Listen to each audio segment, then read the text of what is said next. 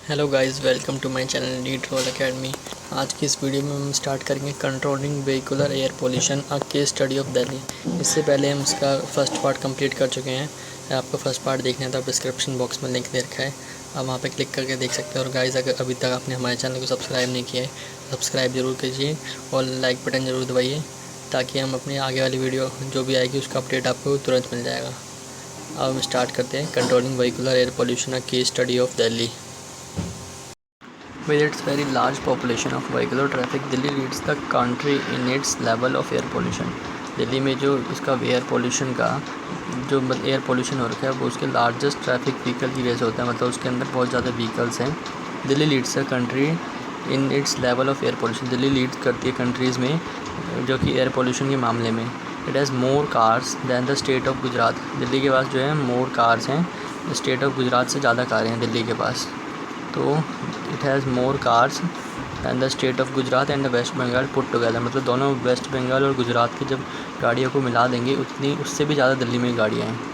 तो इन 1990s Delhi ranked 4th among the 41st most polluted cities of the world. 1990s में दिल्ली को rank किया गया था 4th among the 41 most polluted cities world के। मतलब दिल्ली जो थी 41वें नंबर पे थी पूरे वर्ल्ड में पॉपुलेशन के मामले में, पॉल्यूशन के मामले में। Air pollution problem in Delhi become so serious that a public interest litigation PIL was filled in supreme Court of India. जब एयर पोल्यूशन का मामला और गंभीर होता गया, दिल्ली का ये थी पॉल्यूशन की समस्या बहुत गंभीर होती गई, तो इसके लिए अपील की गई पब्लिक इंटरेस्ट लिटिगेशन में PIL Supreme Court of India में। After being censured very strongly by Supreme Court under its directive, Supreme Court के द्वारा ऑर्डर दिया गया, द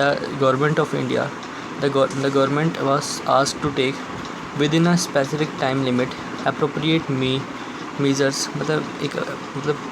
समय सीमा में एक अप्रोप्रिएट मेज़र लिया जाए, एक्शन लिया जाए, including switching over the entire fleet of public transport. मतलब पूरे पब्लिक ट्रांसपोर्ट में बदलाव किया जाए, मतलब diesel to compressed natural gas CNG की तरफ बढ़ा जाए, क्योंकि डीज़ल जो है बहुत ज़्यादा पॉल्यूशन क्रिएट करता है और उसी के मामले में CNG जो है बहुत ही कम पॉल्यूशन क्रिएट करता है। तो जो जितने पब्लिक ट्रांसपोर्ट हैं उसका जो फ्यूल का सिस्टम है वो डीज़ल से बदल के CNG में कर दिया जाए। All the buses Delhi was converted to run on CNG by the end of 2002। ये जो था ये पास किया गया 1990s के आसपास, जब ये 41 नंबर पे था पूरे वर्ल्ड में पॉपुलेशन के मामले में दिल्ली। तो जब ये 2002 तक पूरी दिल्ली में जो है पब्लिक ट्रांसपोर्ट का वो बदल के डीजल से कंप्रेस्ड नेचुरल गैस CNG की तरफ कर दिया गया। You may ask the question why to CNG is better than diesel. CNG जो है बेटर दैन डीजल क्यों है? इसका आंसर ये है कि answer is that CNG burn more efficiently. CNG जो है बहुत ही एफिशिएंटली बर्न करती है, मतलब पूरी तरीके से बर्न कर जाती है, burn more efficiently unlike petrol और डीजल से। In automobiles very little of its left unburned. मतलब जो पेट्रोल और डीजल हैं इन गाड़ियों में इसकी जो थोड़े बहुत रह जाता है बिना जला हुआ, आधा जला हुआ हिस्सा। मतलब पेट्रोल और डीजल सही तरीके से जल नहीं पाते, और CNG जो है उसकी ये बहुत अच्छे से जल जाती है और पूरे अच्छे से यूज़ हो पाती है। पॉल्यूशन भी कम करती है CNG। Moreover CNG is cheaper than petrol. CNG जो है चीपर दैन पेट्रोल, मतलब CNG पेट्रोल से सस्ती है और can not be siphon off by thieves and adulterated like petrol और डीजल। मतलब ये बिल्कुल भी चुराई नहीं जा सकती, पेट्रोल और डीजल की तरह।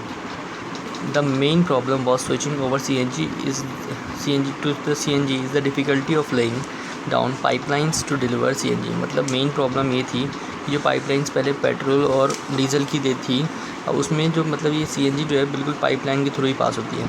तो इसके लिए एक पाइपलाइन का जाल पूरा बिछाना, अलग अलग CNG पंप पे, तो ये बहुत मुश्किल काम था। एक डिस्ट्रीब्यूशन पॉइंट बनाना है इसके लिए, डिस्ट्रीब्यूशन पॉइंट और pump.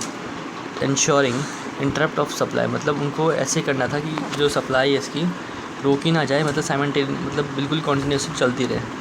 Simultaneously parallel step taken in Delhi for reducing vehicular population include phasing out of old vehicle, मतलब जो जितने भी पुराने व्हीकल्स हैं उनको मतलब हटा दिया गया कि मतलब अभी ये मतलब चलाए नहीं जा सकते 15 साल से पुराने vehicles. Use of unleaded petrol, और जो मतलब गाड़ियाँ पेट्रोल पे चलती थी, प्राइवेट ट्रांसपोर्ट मतलब जो खुद की जो गाड़ियाँ होती थी लोगों की, तो उसको जो है अनलेडेड पेट्रोल को यूज़ करने से मना कर दिया गया कि अनलेडेड पेट्रोल जो होता है, यूज़ ऑफ अनलेडेड पेट्रोल मतलब लेडेड पेट्रोल से यूज़ करने को मना कर दिया, क्योंकि लेड पेट्रोल जो होता है बहुत नुकसान करता है हमारी मतलब इन्वायरमेंट को, क्योंकि उससे पोल्यूशन का लेवल होता है इंक्रीज़ होता है जब वो बर्न होता है हमारे इन्वायरमेंट में। तो use of low sulphur petrol and diesel, जिसमें मतलब बहुत ही लो सल्फ़र हो, मतलब वही टाइप का हमें पेट्रोल और डीजल इस्तेमाल करना चाहिए।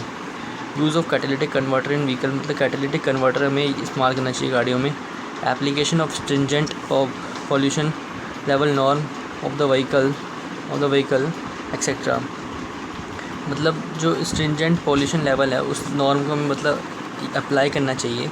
और जो government of India though a new auto fuel policy has laid out a road map to cut down vehicular population in India, मतलब गवर्नमेंट ऑफ इंडिया ने एक नई पॉलिसी लेकर आई फ्यूल के लिए इंडिया में कि मतलब किस प्रकार की गाड़ियाँ होनी चाहिए, उसमें किस प्रकार का फ्यूल होना चाहिए। द गवर्नमेंट ऑफ इंडिया तो a new auto fuel policy has laid down a road map to cut vehicular pollution in Indian cities. Moreover, a stringent norm of fuel means steadily reducing the sulfur and aromatic content in petrol and diesel fuels. Euro 3 norm, ये एक मतलब engine के type है, मतलब जिस हिसाब से अलग अलग टाइप के इंजन्स होते हैं उसमें कौन कौन से मतलब जो उनसा बढ़िया होता है, मतलब जैसे कि BS6 नया आ गया, भारत स्टेज 6 BS6 जो है मतलब अभी करंटली बहुत ही चलन में है, सभी गाड़ियों में अभी तक BS6 के ही नॉर्म मतलब लगाए जाते हैं। और ये BS4 है, थोड़ा पुराना था, मतलब through out the country since April 2017 में आ चुका था, और BS6 अभी नया आया है, नया नहीं इसको भी 1-1.5 साल हो गया है। तो euro 3 norm for example stipulate the sulphur to be controlled at 3 part per million, sulphur का जो मतलब उसमें अमाउंट होना चाहिए 3.50 पार्ट पर मिलियन होना चाहिए। और डीजल का जो अमाउंट है मतलब डीजल में होना चाहिए इतना अमाउंट उसका सल्फ़र का, ये इसका कंट्रोल मतलब एक कंट्रोल वे में मतलब अपने अमाउंट को उसमें डालना कि मतलब पॉल्यूशन ना फैल सके। और 150 ppm मतलब 150 पार्ट्स पर मिलियन पेट्रोल में सल्फ़र का मतलब मात्रा होनी चाहिए। Aromatic hydrocarbon are to be contained at 42% of the concern fuel, जो एरोमेटिक हाइड्रोकार्बन होते हैं उसमें कंटेन होता है 42% of concern fuel. Aromatic hydrocarbon are to be contain, मतलब एरोमेटिक हाइड्रोकार्बन होता है कंटेन होता है तो इसके अंदर 42% कंसर्न फ्यूल के अंदर। The goal according to the road map is to reduce, मतलब इस रोड मैप के गोल जो था उसका गोल था रिड्यूस सल्फ़र टू 50 ppm, मतलब सल्फ़र की जो मात्रा है पेट्रोल के अंदर ppm मतलब पार्ट्स पर मिलियन में 50 हो जाए, और डीज़ल की भी इतनी हो जाए। Bring down to level of 35%, और इसको मतलब ले आया जाए 35% के लेवल पे। Corresponding to the fuel vehicles engine will also need to be upgraded, मतलब व्हीकल्स के इंजन को भी मतलब अपग्रेड होना था इस तरीके से। अगर उसके 50 ppm जहाँ पे उसको 150 मिलता था वहाँ पे उसको अगर 50 मिलेगा तो उसको उस हिसाब से अपने इंजन को भी चेंज करना पड़ेगा। तो अब बात है इंजन को चेंज करने की। तो mass emission standard Bharat stage 2 which is equivalent to the euro norm 2 मतलब बाहर की कंट्रीज़ में कहा जाता है और इसमें इंडिया में कहा जाता है भारत स्टेज 2। तो are no more applicable in any of the cities of India, मतलब अभी एप्लीकेबल नहीं है क्योंकि बहुत पुराने हो चुके हैं। भारत स्टेज 2 ये बहुत ही पुराने इंजन्स को क्या मतलब इंजन्स में ही लगे होते थे BS2 वाले। अब details of the latest mass emission standard in India are provided below table. ये स्टैंडर्ड मतलब लेटेस्ट नहीं है, मतलब ये भी पुराना ही हो गया डाटा। अब जो लेटेस्ट आएगा उसमें 6 आना चाहिए, मतलब BS6 भारत स्टेज 6 आना चाहिए, जो कि अभी 2019 या 2020 में मतलब लॉन्च किया गया था।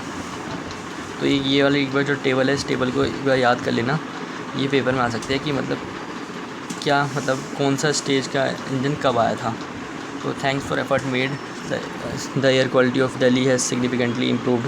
तो ये जो जितने भी मेजर्स उठाए गए तो उसकी वजह से जो एयर क्वालिटी ऑफ दिल्ली थी वो सिग्निफिकेंटली इम्प्रूव हो गई। According to the estimate sustainable fall in CO2 में फॉल देखा गया, गिरावट देखी गई, और SO2 में, सल्फ़र में level has been found to in Delhi between 19 मतलब इसमें बहुत ही ज़्यादा गिरावट देखी गई 1997 से 2005 के बीच में। Water pollution and it's control. अब हम आगे का मतलब जो हमारा टॉपिक है वह वाटर पॉल्यूशन और इसके कंट्रोल। तो वाटर पॉल्यूशन कैसा पॉल्यूशन, मतलब वाटर पॉल्यूशन क्या होगा, तो वाटर बॉडीज़ को नुकसान पहुंचेगा, उसमें कुछ अनडिज़ायरेबल वेस्ट जब उसके अंदर इकट्ठा होता रहेगा तो उसे हम वाटर पॉल्यूशन कहेंगे, चाहे वो मैन मेड मतलब इंसान के द्वारा हो या फिर मतलब एनवायरनमेंट के खुद ही के द्वारा, मतलब कुछ ऐसा मतलब अनडिस्टर्ब अनवांटेड सब्सटेंस जो उसको वाटर बॉडीज़ को गंदा कर रहा हो वो। तो हम स्टार्ट करते हैं। मेनली जो है ये मतलब ह्यूमन बींग्स के द्वारा ही होता है, मतलब ह्यूमन बींग्स ही मतलब ज़्यादातर इसमें वो करते हैं, वाटर बॉडीज़ को गंदा करते हैं अराउंड द वर्ल्ड। तो human beings have been abusing the water bodies around the world by disposing into them all kind of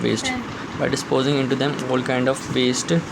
We tend to believe that water can wash away everything, not taking cognizance of the fact that water bodies are also lifeline as well as that of all other living organisms. मतलब human beings जो हैं have all abusing to the water bodies around the world by disposing into them all kind of waste। मतलब human body जो है पूरे world में water bodies को abuse करती जा रही है, मतलब गंदी करती जा रही है, डिस्पोजिंग इनटू, उसके अंदर सभी सामान को, सभी वेस्ट को डाल करके।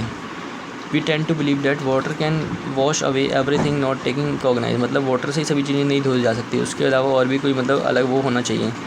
तो the water bodies also our life line, मतलब ये भी हमारी लाइफ लाइन की तरह ही है, ये ख़त्म हो गए तो फिर मतलब हमें इसके यूज़ के लिए मतलब बहुत तरसना पड़ सकता है। As well as that of all other living organisms, can you list what all we tend to try and wash away through our rivers and drain due to such activities of humankind। मतलब क्या तुम मतलब वो कर सकते हो, list बना सकते हो कि हमें क्या ट्राई करना चाहिए, मतलब किस चीज़ से मतलब ट्राई करना चाहिए, वॉश करना चाहिए अवे थ्रू आर रिवर्स, मतलब जो हमें मतलब रिवर्स के मतलब उस पर कम करें, मतलब उसमें निर्भरता कम करें। Due to such activities of humankind, इस प्रकार की एक्टिविटीज़ जो ह्यूमन के द्वारा होती हैं। The pond, lake, stream, pond हो गया, लेक हो गया, स्ट्रीम हो गया, और river, estuaries, oceans are becoming polluted in several part of the world. मतलब ये जो हैं बहुत ही पार्ट्स, मतलब हर जगह, मतलब पूरे विश्व में जगह जगह पे गंदे होते जा रहे हैं, several part of the world. Realising the importance of maintaining the cleanliness of water bodies, the government of India ने मतलब इसको मतलब इम्प्रूव करने के लिए, इसको मेंटेन करने के लिए, साफ़ करने के लिए, government of India has pass the water prevention and control of pollution act 1974 में। कब? 1974 में। To safeguard our water resources को मतलब सेव करने के लिए ये मतलब एक्ट लागू किया गया तो 1974 में। अब नेक्स्ट टॉपिक है domestic sewage and industrial effluent. Domestic sewage कौन सा होता है? As we work with water in our homes in the cities and towns, we wash everything into drain. जब हम अपने घर में कुछ मतलब सिटीज़ में, टाउन में कुछ भी धोते हैं तो उसका जो सारा पानी है वो हम ड्रेन में मतलब सीवेज में मतलब डाल देते हैं। Have you ever wondered where the sewage that comes out our houses go, मतलब जो सीवेज हैं वो कहाँ से कहाँ जाते हैं हमारे घर के द्वारा। What happen in the villages is the sewage treatment before being transported. Have you ever wondered where the sewage that comes off our houses go, मतलब जो हमारे घर से सीवेज जाता है वो कहाँ पे जाता है। व्हाट हैपन इन विलेजेस में क्या होता है? Is the sewage treatment before being transported to the nearest river, जो जब ये सीवेज ट्रीटमेंट होता है बिफोर द ट्रांसपोर्ट, मतलब सीवेज ट्रीटमेंट किया जाता है, मतलब ट्रांसपोर्ट जब ये होता है नियरेस्ट रिवर में और मिक्स होता है उसके साथ, मतलब क्या सीवेज ट्रीटमेंट उसमें किया जाता है। जब गाँव में जब सीवेज ट्रीटमेंट मतलब आपका जो सीवेज का पानी कहीं जाता है तो उसका सीवेज ट्रीटमेंट किया जाता है कि नहीं किया जाता? ये एक क्वेश्चन है, क्वेश्चन मार्क यहाँ पे लगा है। A mere 0.1% impurities makes domestic sewage unfit for human use. 0.1% जो इसके अंदर इम्प्योरिटीज़ हैं वो इसको अनफिट बनाती है ह्यूमन यूज़ के लिए। तो 1.01 मतलब इसमें इम्प्योरिटीज़ है, इसमें क्या क्या कंटेन है? तो वाटर का जो 99.9% जो वाटर है वो बिल्कुल प्योर है, उसके अंदर इम्प्योरिटीज़ है वो 0.1% ही है, जिसमें सस्पेंडेड सॉलिड्स हो गया, जैसे कि सस्पेंडेड सॉलिड का एग्जांपल है सैंड, सिल्ट, क्ले। सैंड हो गई, सिल्ट हो गई, क्ले हो गई चिकनी मिट्टी टाइप में। और कोलाइडल मटेरियल हो गया faecal matter, bacteria, cloth, paper fibre. और डिज़ोल्व मटेरियल हो गया जो इसके अंदर डिज़ोल्व हो जाता है इस 0.1 इम्प्योरिटी में, 0.1% इम्प्योरिटी में। एग्जांपल हो गया nutrients, nitrate, ammonia, phosphate, sodium, calcium, ये सब। You have read about the sewage. You have read about the sewage treatment plant in chapter 10. हमने मतलब पढ़ा होगा चैप्टर 10 में सीवेज ट्रीटमेंट प्लांट के बारे में। हमने चैप्टर 10 में पढ़ा होगा। जो solids are relatively easy to remove, जिसमें हमने देखा कि जो सॉलिड जो हैं वो रिलेटिवली ईजी होते हैं रिमूव करने में दैन द मतलब दूसरे के द्वारा सॉलिड को हम ईजीली रिमूव कर सकते हैं। What is the most difficult to remove, मतलब सबसे ज़्यादा डिफ़िकल्ट क्या होता है रिमूव करने में, तो उसे हम देखते हैं। तो ये जो एक डायग्राम बना है इसमें कंसंट्रेशन और डायरेक्शन ऑफ फ्लो, ये दोनों एक्सिस पे बता रखा है कि डायरेक्शन ऑफ फ्लो जो है एक्स एक्सिस पे है, direction of flow x axis पे है, और ये वाई एक्सिस पे है कंसंट्रेशन। तो जैसे ही मतलब सीवेज रिलीज़ होता है तो मतलब रिवर में, तो fish kill and disappearance of clean water, मतलब फ़िशेस जो होती हैं मर जाती हैं, और जो डिसअपीयरेंस हो जाता है मतलब क्लीन वाटर फिर दिखता नहीं है। तो जो एकदम से जो कंसंट्रेशन जो होता है, कंसंट्रेशन बिल्कुल ही लो हो जाता है, और जो इसका BOD है, बॉडी बायोलॉजिकल ऑक्सीजन डिमांड, वो एकदम से बढ़ जाता है, क्योंकि जैसे ही ये बढ़ जाता है तो उसके अंदर माइक्रो ऑर्गेनिजम्स बहुत ज़्यादा आ जाते हैं जिनको ऑक्सीजन बहुत ज़्यादा चाहिए होती है, ज़्यादा ऑक्सीजन के लिए ज़्यादा ऑक्सीजन यूज़ कर लेते हैं, जिसकी वजह से इसकी डिमांड जो है बढ़ जाती है, और कंसंट्रेशन ऑफ वाटर जो है इसमें लो हो जाता है। तो जैसे ही फिर धीरे धीरे जब आगे बढ़ता है तो रीअपीयरेंस ऑफ क्लीन वाटर जो है मतलब जैसे जैसे इसका डायरेक्शन मतलब आगे फ्लो करता है, तो फिर ये जो है डिज़ोल्व ऑक्सीजन ये बढ़ने लग जाती है, और BOD जो है कम हो जाता है। जैसे डिज़ोल्व ऑक्सीजन बढ़ने लग जाएगी तो रीअपीयरेंस ऑफ क्लीन वाटर ऑर्गेनिजम्स, मतलब रीअपीयरेंस जो हो जाएगा वापस से क्लीन वाटर दिखने लग जाएगा हमको और उसके ऑर्गेनिजम्स, और BOD का लेवल कम हो जाएगा। ये इस डायग्राम में बता रखा है। तो effect of sewage discharge on some important characteristic of river, मतलब सीवेज डिस्चार्ज के इफ़ेक्ट कुछ इंपॉर्टेंट करेक्टरिस्टिक ऑफ रिवर के ऊपर। तो dissolve salt such as nitrate, phosphate and other nutrients, तो इसमें जो आगे पढ़ेंगे डिज़ोल्व सॉल्ट्स के बारे में। तो डिज़ोल्व सॉल्ट्स में क्या बता रखा है, डिज़ोल्व सॉल्ट्स जैसे कि नाइट्रेट हो गया, nitrate dissolve salt like nitrate, phosphate, other nutrient, toxic metal, ion, organic compound, ये जो हैं इन्हीं के द्वारा मतलब वो होते हैं, मतलब बिल्कुल ही गंदा हो जाता है मतलब हमारा वो पानी। Domestic sewage primary contain biodegradable organic matter, जो डोमेस्टिक घरेलू जो सीवेज निकलता है उसके अंदर सबसे पहले जो कंटेन होता है बायोडिग्रेडेबल ऑर्गेनिक मैटर होता है, मतलब जो बिल्कुल ही डिग्रेड हो जाते हैं, जल्दी डिग्रेड हो जाते हैं, वैसे मटेरियल कंटेन होते हैं, which is readily decomposes thanks to bacteria and other microorganisms, मतलब जो जल्दी डिकम्पोज हो जाता है, रिडली डिकम्पोजेज, जो कि बैक्टीरियाज और अदर और माइक्रो ऑर्गेनिजम्स के द्वारा डिकम्पोज हो जाता है very easily, which can multiply using these organic substances as substrate and hence utilize some of the component of sewage, मतलब ये यूटिलाइज़ करता है इन कंपोनेंट्स को, माइक्रो बैक्टीरियाज को, माइक्रो ऑर्गेनिजम्स को अपने डिकम्पोज होने में, और some of the component of sewage, कुछ कंपोनेंट ऑफ सीवेज को भी यूटिलाइज़ करता है। It is possible to estimate the amount of biodegradable organic matter in sewage, ये पॉसिबल है कि एस्टिमेट लगाया जाए कि कितना बायोडिग्रेडेबल मतलब मैटर है सीवेज में, इन सीवेज वाटर में, by measuring biochemical oxygen demand, मतलब उसके बायोलॉजिकल ऑक्सीजन डिमांड को जब अगर हम पता लगा लेंगे तो हमें पता चल जाएगा कि उसके अंदर कितना बायोडिग्रेडेबल ऑर्गेनिक मैटर मतलब सीवेज वाटर के अंदर है। कैन यू एक्सप्लेन हाउ, क्या तुम बता सकते हो कैसे?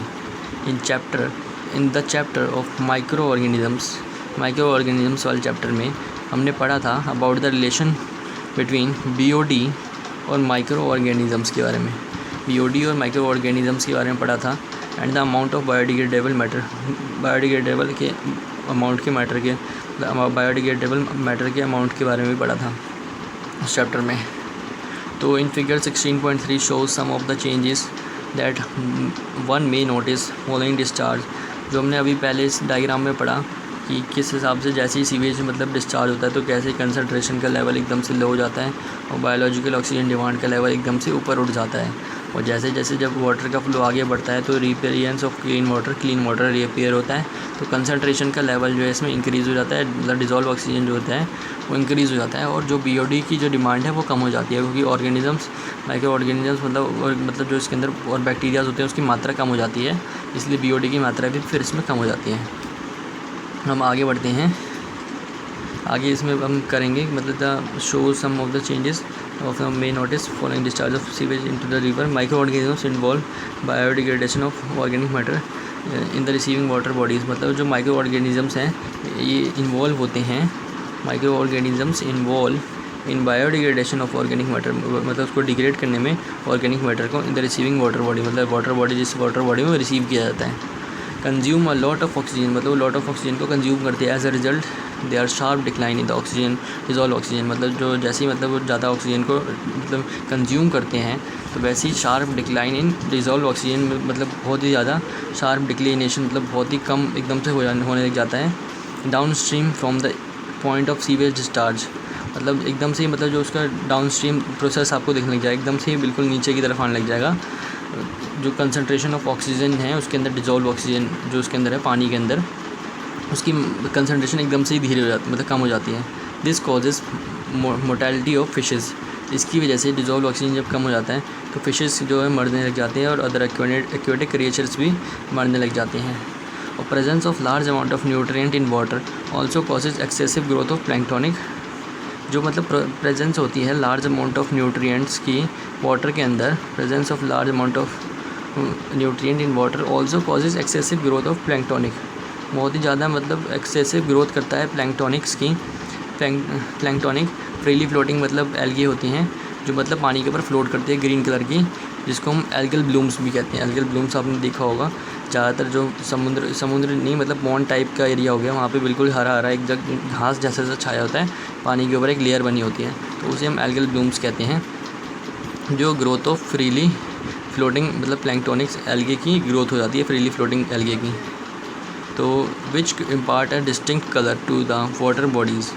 Algal blooms causes deterioration of water quality, मतलब एल्गल ब्लूम्स जो है वाटर बॉडीज़ की मतलब वाटर क्वालिटी को कम कर देते हैं और फिशेस की मोर्टेलिटी को बढ़ा देते हैं, फ़िश को मतलब इससे फ़िश मरने लग जाती हैं पानी के अंदर। Some bloom forming algae are extremely toxic to human beings and animal, मतलब जो कुछ ब्लूम फॉर्मिंग एल्गे होता है वो एक्सट्रीमली टॉक्सिक होता है ह्यूमन बींग्स के लिए, मतलब जहरीला होता है ह्यूमन बींग्स के लिए और एनिमल्स के लिए।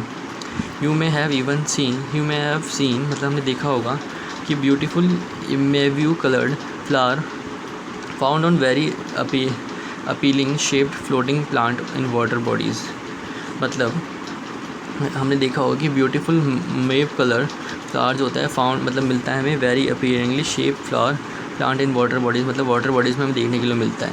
These plants which were introduced into India for their lovely flower have caused havoc by their excessive growth by causing block in our waterways, मतलब ये जो हैं इनकी एक्सेसिव ग्रोथ की वजह से इंडिया में जो मतलब एक्सेसिव ग्रोथ की वजह से इन्होंने कॉज किया ब्लॉक्स इन आर वाटरवेज, मतलब वाटरवेज को वाटर के रास्ते को इन्होंने ब्लॉक कर दिया है इनकी एक्सेसिव ग्रोथ ने।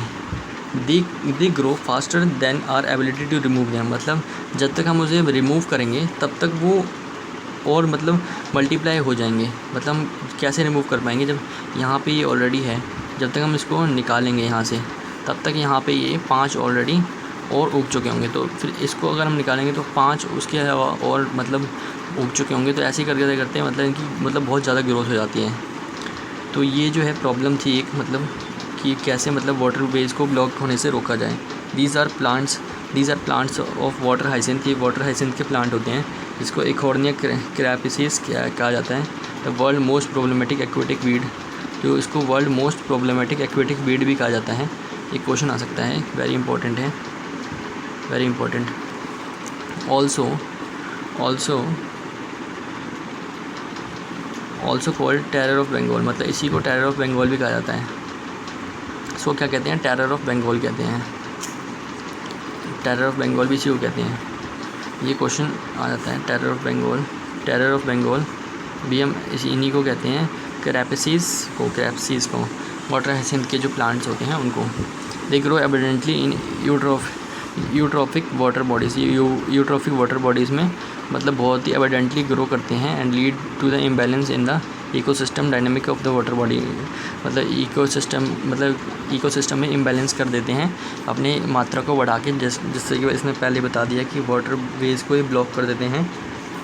उस रीज़न से sewage from our homes as well as from the hospitals are likely to contain many undesirable pathogenic microorganisms. मतलब जो सीवेज हमारे घर से निकलता है contains many undesirable pathogenic microorganisms and disposal into the water without proper treatment may causes outbreak of serious disease such as dysentery, typhoid, jaundice, chlorella.